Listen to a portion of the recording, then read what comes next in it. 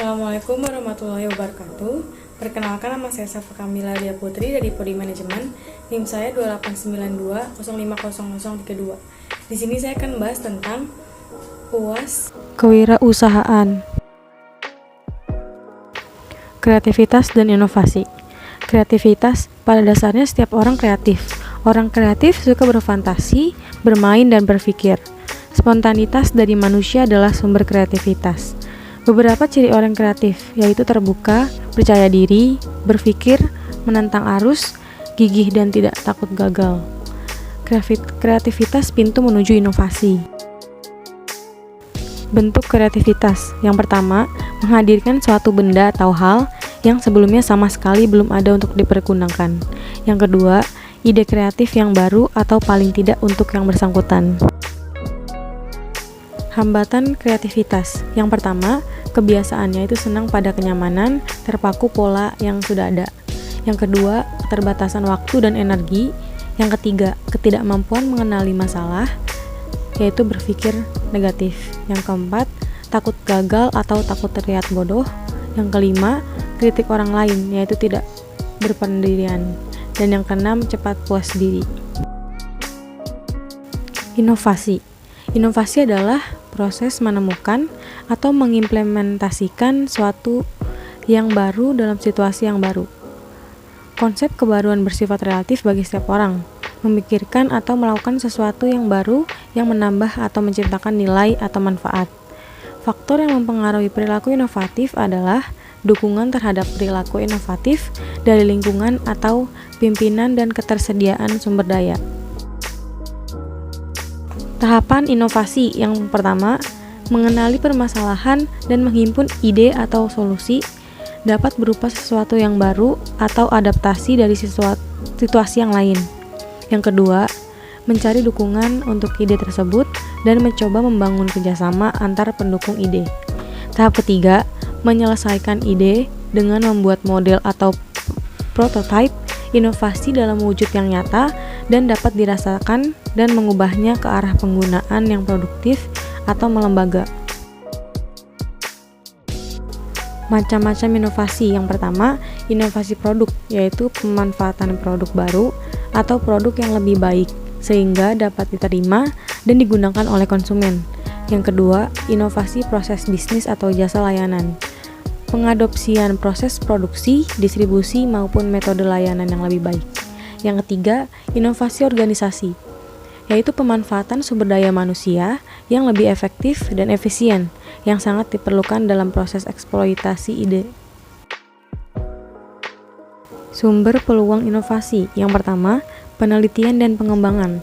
Yang kedua, keberhasilan atau kegagalan. Yang ketiga, persaingan pasar. Yang keempat, perubahan struktur industri atau pasar, yaitu kebutuhan, keinginan, dan daya beli masyarakat. Yang kelima, perubahan demografi. Yang keenam, perubahan persepsi, mood, selera, dan makna. Dan yang ketujuh, pengetahuan yang baru atau iptek baru. Manfaat inovasi dalam usaha. Yang pertama, memperoleh peluang, kemampuan, dan pengetahuan menghasilkan produk atau jasa yang baru. Yang kedua, peluang menghasilkan nilai tambah baru. Yang ketiga, peluang merintis usaha baru. Yang keempat, peluang melakukan proses atau teknis baru. Dan yang kelima, mengembangkan organisasi baru. Prinsip efektuasi.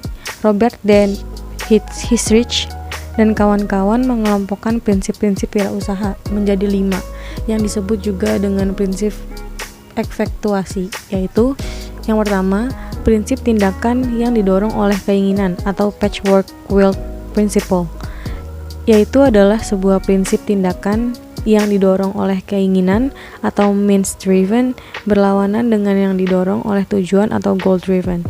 Penekanannya di sini adalah menciptakan suatu hal baru dengan cara yang ada daripada menemukan cara untuk mencapai tujuan tertentu.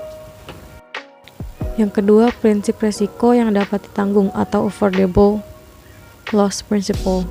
Prinsip ini menetapkan komitmen di awal terhadap kesediaan seseorang untuk menanggung kerugian daripada berinvestasi dengan mengkalkulasikan imbal hasil yang diharapkan dari suatu proyek. Yang ketiga, prinsip burung di tangan atau bird in hand principle. Prinsip ini melibatkan negosiasi dengan setiap dan seluruh pihak yang berkepentingan bersedia memberi komitmen untuk proyek tanpa mengkhawatirkan biaya-biaya peluang atau mengolaborasi analisis persaingan. Yang keempat, prinsip Lemon atau Lemonade Principle. Prinsip ini menyarankan agar mengakui dan menyelaraskan tindakan berkelanjutan untuk mengendalikan kejutan-kejutan daripada menghindarinya, mengatasi, atau beradaptasi dengan hal tersebut. Yang kelima, prinsip pilot dalam pesawat atau Pilot in the Plane Principle. Prinsip ini menyarankan agar mengandalkan dan bekerja dengan orang yang menjadi pemandu utama peluang dan tidak membatasi upaya wirausaha untuk mengeksploitasi faktor-faktor yang berada di luar kendali individu, seperti perubahan teknologi dan tren sosioekonomi. Kelima prinsip tersebut memungkinkan wirausahawan menempatkan diri sendiri dalam kontrol usaha baru atau bukan mengandalkan pada beberapa rencana terbang yang telah diprogram sebelumnya, sehingga wirausahawan bukan saja memandu lingkungan, tetapi juga membentuknya dan mengeksploitasi peristiwa-peristiwa yang tidak diharapkan. Basrowi mengelompokkan prinsip-prinsip dalam berwirausaha menjadi 13, yaitu jangan takut gagal, yang kedua penuh semangat, yang ketiga kreatif dan inovatif, yang keempat bertindak dengan penuh perhitungan dalam mengambil resiko, yang kelima sabar, ulet dan tekun, yang keenam harus optimis, yang ketujuh ambisius, yang kedelapan pantang menyerah atau jangan putus asa, yang kesembilan peka terhadap pasar, dapat membaca peluang pasar, yang ke-10 berbisnis dengan standar etika, yang ke-11 mandiri, yang ke-12 jujur, dan yang ke-13 peduli lingkungan. Sekian yang bisa saya sampaikan. Mohon maaf jika ada kesalahan kata. Wassalamualaikum warahmatullahi wabarakatuh.